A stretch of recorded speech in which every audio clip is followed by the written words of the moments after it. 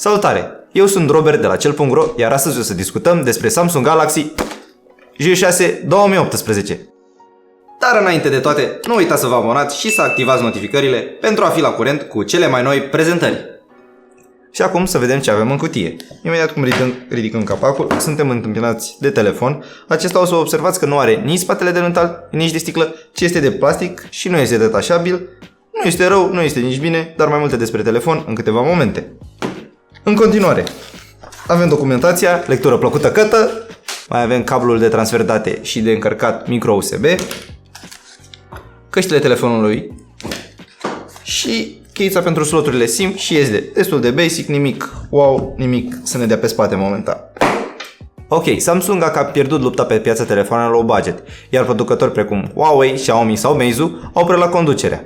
Însă, pe piața telefonelor mid-range, Samsung încă este un jucător important, cu modele precum A3, A5, J1, J2, J3 până la J8, zici că au efectiv un parc auto, nu un portofoliu de telefoane, iar J6 este unul dintre cele telefoane.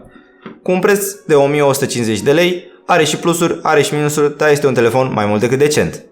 Pe spate avem o cameră de 13 megapixeli cu deschidere f1.9, aceasta fiind destul de rapidă și bine optimizată.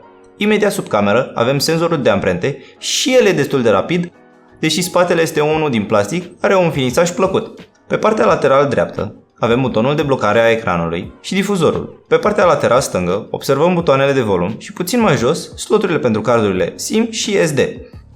În partea de jos avem portul micro USB, microfonul și jack-ul audio.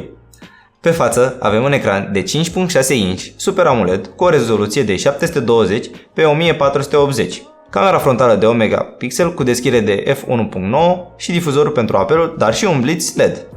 Dar având și scanner și posibilitatea de a debloca telefonul prin recunoașterea feței, telefonul are și plusuri și minusuri, dar tind să cred că sunt mai multe plusuri față de competitori. Ecranul este de calitate, cu o saturație decentă, dar din păcate, luminozitatea nu se ajustează automat. Telefonul are un chipset Exynos 7870 Octa, rulând cu Android 8.0 Oreo, având 2 GB de RAM. Iar în testele sintetice, telefonul s-a descurcat decent. În AnTuTu a scos un scor de 62.697,